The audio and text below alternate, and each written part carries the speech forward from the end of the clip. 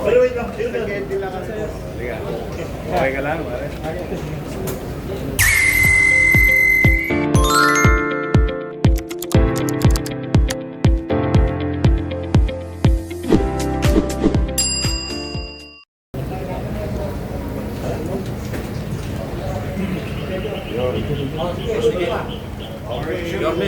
Meron pa isa.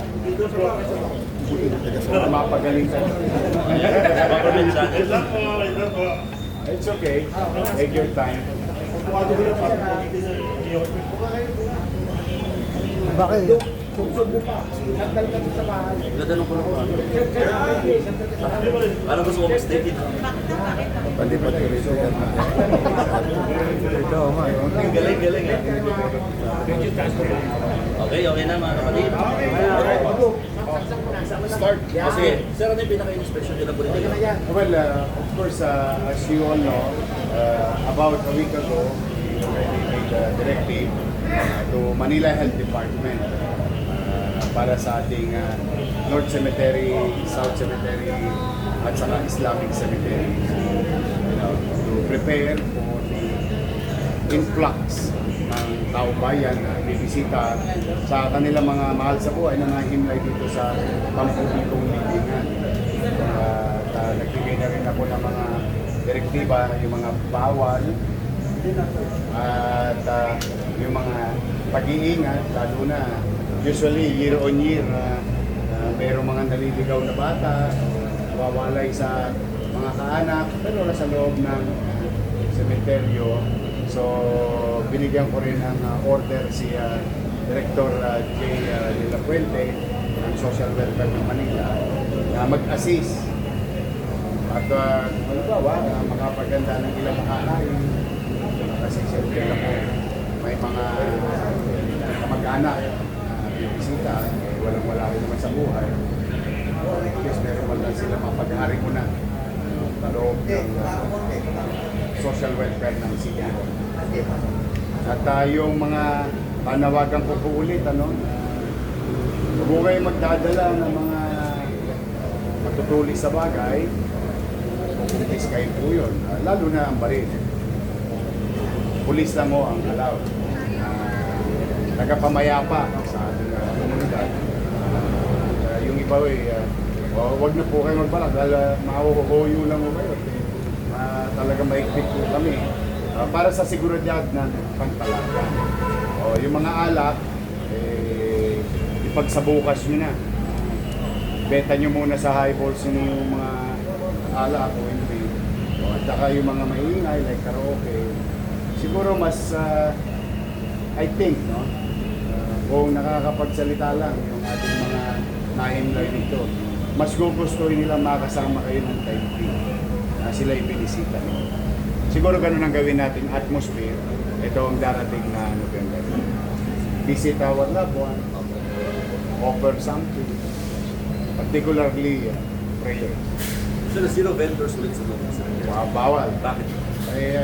Kasi million kasi ang darating. Hindi naman na lumalawak ang sementeryo. In fact, pasikip ng pasikip ito. Ayoko naman na magkaroon ng inconvenience sa mga dadako dito para bisitahin ng mga mahal nila sa buhay na nahimlay. So, pamisa-misa na nga lang sa isang taon.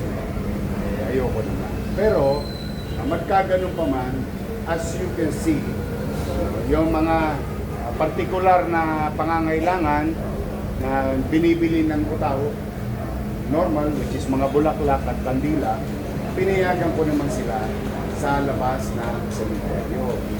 Pero may gobyerno pa rin. Hindi pwedeng pawardi-wardi at hindi nga tayo naka-istorbo sa loob, naka-istorbo naman tayo sa labas. Kailangan magkaroon ng pagsasayos. Masaya ako para sa kanila. Tatabo yung mga nagtitinda ng bulaklak at kandila. I'm happy for them. But as you heard a while ago, kinakausap ko randomly na make sure na malinis, maayos. Pero sa loob, non-negotiable. At we go around, may particular kaming binili na mga kalsada na non-negotiable.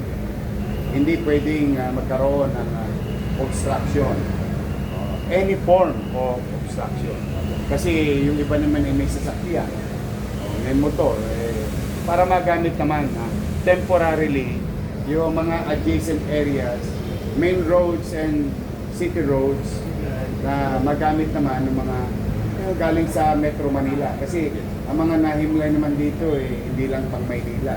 Through the years, yung iba lumipat ng ibang lugar, pero nandito pa rin yung mga kaanak nila. Your based po sa inspection po ninyo, handang-handa na po yung pamulungan para sa bansa. So far, we are at par of what we are doing for the past so many years. And I'm happy talagang nakapagkayak ng gusto sila direktor ng ating Manila North Cemetery and South Cemetery, and that includes the preparation for our Islamic, our Muslim brothers and sisters who's going to visit also maybe their loved ones in the Islamic Cemetery and South Cemetery. Mayor, bakit hindi pinapalaga mag-overnight? Wala naman talagang ganun. Hindi naman itong motel or bed space. Because alam mo, mas madilim dyan eh. It's for ano yan, own good. For their own good. Para rin naman sa kapakanan nila. O wag na kasi baka mamaya may mga untoward incidents. Baka susunod sila nadadalawin. I mean, shit's happen.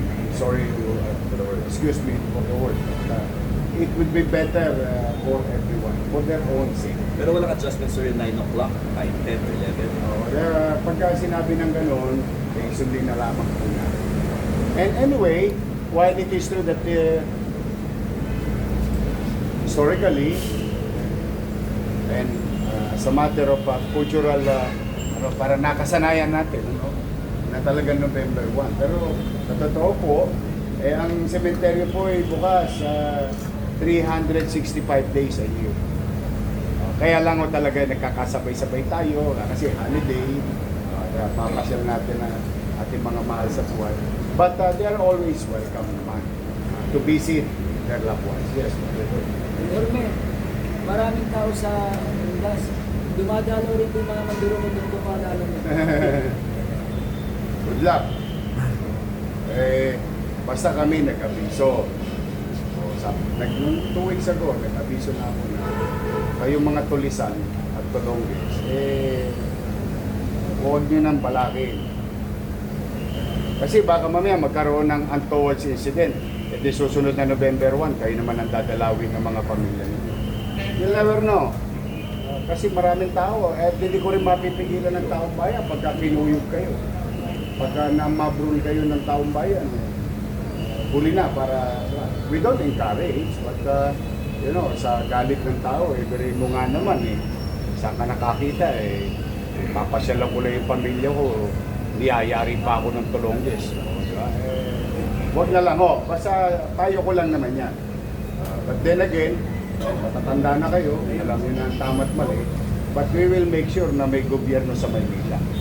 Ngayon, kung nakalimbawa, maswertihan nyo, yung araw ng patay, naging Pasko sa inyo, nakatakas kayo, yung kokonti nyo nakuha, hindi magiging sulit dahil mauubos yun, yung kinita ninyo sa pagtatago dahil as we have committed ourselves through the leadership of NPD. When you do it in Manila, we'll make sure, matter of time, few days, a day, a few hours, we'll apprehend you, we'll go after you. So hindi sulit, umiwas na lang po kayo sa Manila. Or, if I may put this as a parent, bagong buhay na kayo, magbanat kayo ng pagkakas. You were, so, sure, baka. Mayor, yung previous administration na pabayaan yung mga captain dito ng Meralco. Ano na ba yung status ngayon ng Nabawasan ng stockholder dito. Nababawasan na sila. I think umabot yata to 700 to 800 a month eh. Ah. Ngayon po magkano? Mga 50% na ba? O Tingin ko, may sabi na? a good sum of improvement. At yung improvement namin, yung gastos namin sa mga unnecessary or what you call pilferage o ginagastos na dito, napapakinabangan ng utaw. Air condition na to. Baka pawisan yung mga bangkay. Ayoko naman I'm happy for them, you know, because it's a random thing. No? We went inside and there is one person na appreciate niya na gulat siya na air condition. I will try to manage this. Kaya lang ko nagtanong yun kasi nagkaroon ng video si Sir Dandan, Miracle Operation. Ang daming kawat na tinanggal, tapos nilagyan ng metro yata.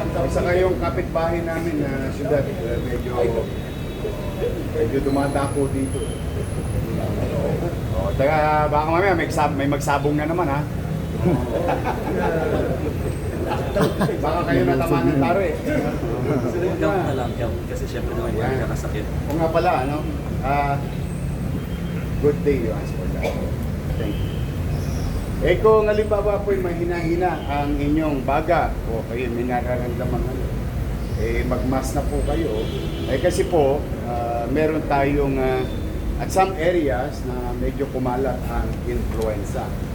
Although, nagagamot naman niya, kaya lang nakamamatay din po yan sa mahinang pangangatawan. No? Eh, panawagan ko rin yun na hanggat maaari, wala naman siguro masama magsuot ng mask if you're not feeling well. Or maybe, you have comorbidity. Comorbidity. 3 years ago kasi yung pandemic. Comorbidity. Basta may sakit ka. Ayun, no? Pero hindi naman kailangan i-require na mag- No, I'm not going to require. I just, sabi ko nga sa inyo, ang gusto namin, comfort and convenience. But I would suggest, it's highly preferred na kapag kayo may nararamdaman. Kasi talaga po naman, hindi lamang sa Maynila, maraming influence and pressure. So mag-iingat lang po. At kami sa Maynila, in our own little way, we'll try to, accommodate as many as we can. We are ready. And let's just spend our time with our loved ones, mga nahimlay dito. At ang tingin ko pinakamagandang regalo, more than bulaklak at kandila, maipagdasal natin ang mga kaluluwa ng ating mga mahal sa buhay. Mag-ingat po kayo. Kumbaga parang prepared talaga ang city government. Hindi ba natin na mas bababa yung crime? Well, we always expect the worst. But the worst, kung hindi dumating naman, I think we're gonna be in a good condition. Handa naman. Tingnan niyo, tumaliwalas na yan. Saka a few months ago, when I assumed office, naka 200 trucks yata akong basura rito. Kung maalala niyo yun. Hindi dahil November 1 noon. July 1 na, napasok yun. So, continuous naman yung effort na maging maliwalas yun. Maganda kasi na yung puntod. Meron sila kayo. Saan tayo? Sa opisina na sa Nay, Tay. Taka lang, baka magkaligawan. This is an additional thing, no? Halimbawa, yung puntod ninyo, dahil for, 1960s, 1970s, o 80s, matagal na kayong hindi nakapunta. At medyo nagbago na yung vista. Nung pagtingin nyo doon sa lugar, parang naliligaw. Meron po tayong puntod finder sa opisina ng direktor ng North Cemetery. Puntahan nyo po ron, nakatakda at yung geotagging ng inyong mga mahal sa buhay na naimlan na baka sakali lang na nakaligtaan nyo. Yun, please use that, yung panawagan namin. Para for your convenience din. Thank you.